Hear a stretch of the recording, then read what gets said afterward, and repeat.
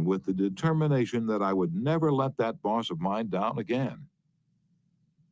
Even if we are right and the other person is definitely wrong, we only destroy ego by causing someone to lose face. The legendary French aviation pioneer and author Antoine de Saint-Exupéry wrote, "I have no right to say or do anything that diminishes a man in his own eyes. What matters is not what I think of him, but what he thinks of himself. Hurting a man in his dignity is a crime." A real leader will always follow Principle 5. Let the other person save face. Chapter 6. How to Spur People On to Success. Pete Barlow was an old friend of mine. He had a dog and pony act and spent his life traveling with circuses and vaudeville shows. I loved to watch Pete train new dogs for his act.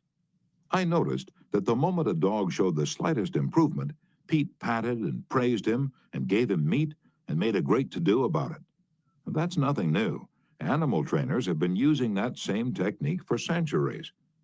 Why, I wonder, don't we use the same common sense when trying to change people that we use when trying to change dogs? Why don't we use meat instead of a whip? Why don't we use praise instead of condemnation? Let us praise even the slightest improvement. That inspires the other person to keep on improving. In his book, I Ain't Much, Baby, But I'm All I Got, the psychologist Jess Lair comments, "Praise is like sunlight to the warm human spirit. We cannot flower and grow without it, and yet while most of us are only too ready to apply to others the cold wind of criticism, we are somehow reluctant to give our fellow the warm sunshine of praise." I can look back at my own life and see where a few words of praise have sharply changed my entire future. Can't you say the same thing about your life? History is replete with striking illustrations of the sheer witchery of praise. For example, many years ago, a boy of 10 was working in a factory in Naples. He longed to be a singer, but his first teacher discouraged him. "You can't sing," he said. "You haven't any voice at all. It sounds like the wind in the shutters." But his mother, a poor peasant woman, put her arms about him and praised him and told him she knew he could sing. She could already see an improvement, and she went barefoot in order to save money to pay for his music lessons. That peasant mother's praise and encouragement changed that boy's life.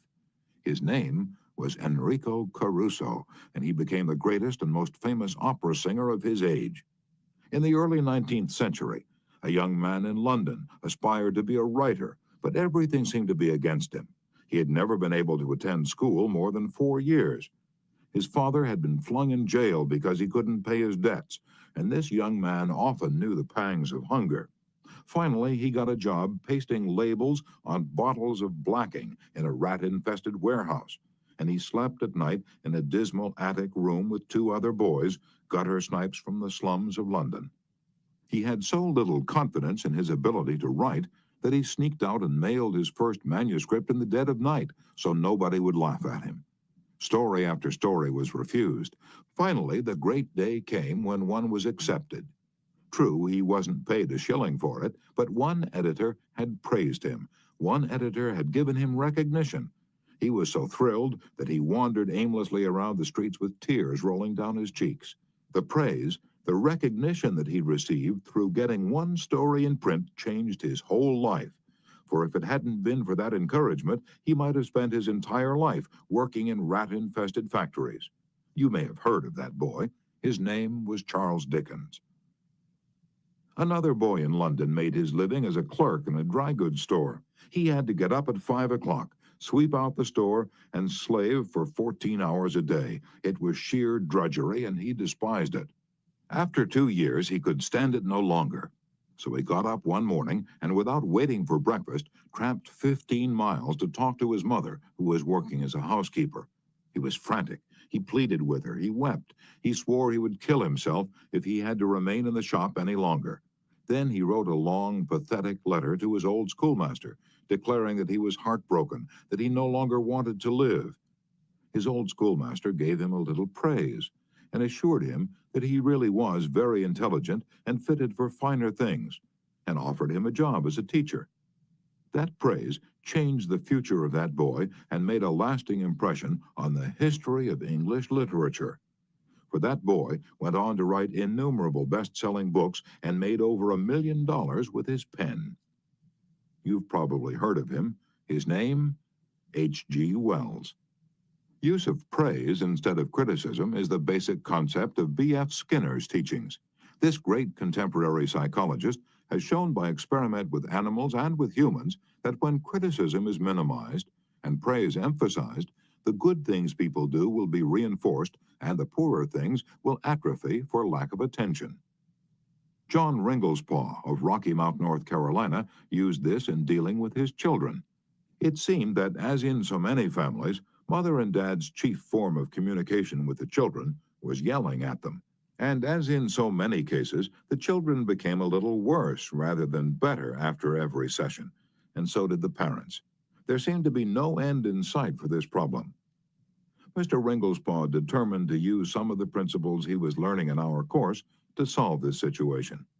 He reported, "We decided to try to praise instead of harping on their faults. It wasn't easy when all we could see were the negative things they were doing. It was really tough to find things to praise. We managed to find something, and within the first day or two, some of the really upsetting things they were doing quit happening. Then some of their other faults began to disappear. They began capitalizing on the praise we were giving them. They even began going out of their way to do things right. Neither of us could believe it. Of course, it didn't last forever, but the norm reached after things leveled off was so much better. It was no longer necessary to react the way we used to. The children were doing far more right things than wrong ones." All of this was the result of praising the slightest improvement in the children rather than condemning everything they did wrong. This works on the job, too. Keith Roper of Woodland Hills, California, applied this principle to a situation in his company. Some material came to him in his print shop, which was of exceptionally high quality. The printer who had done this job was a new employee who had been having difficulty adjusting to the job. His supervisor was upset about what he considered a negative attitude and was seriously thinking of terminating his services. When Mr. Roper was informed of this situation, he personally went over to the print shop and had a talk with the young man. He told him how pleased he was with the work he just received and pointed out it was the best work he had seen produced in that shop for some time. He pointed out exactly why it was superior and how important the young man's contribution was to the company. Do you think this affected that young printer's attitude toward the company? Within days, there was a complete turnabout. He told several of his co-workers about the conversation and how someone in the company really appreciated good work, and from that day on, he was a loyal and dedicated worker. What Mr. Roper did was not just flatter the young printer and say, "You're good." He specifically pointed out how his work was superior. Because he had singled out a specific accomplishment, rather than just making general flattering remarks, his praise became much more meaningful to the person to whom it was given. Everybody likes to be praised, but when praise is specific, it comes across as sincere, not something the other person may be saying just to make one feel good.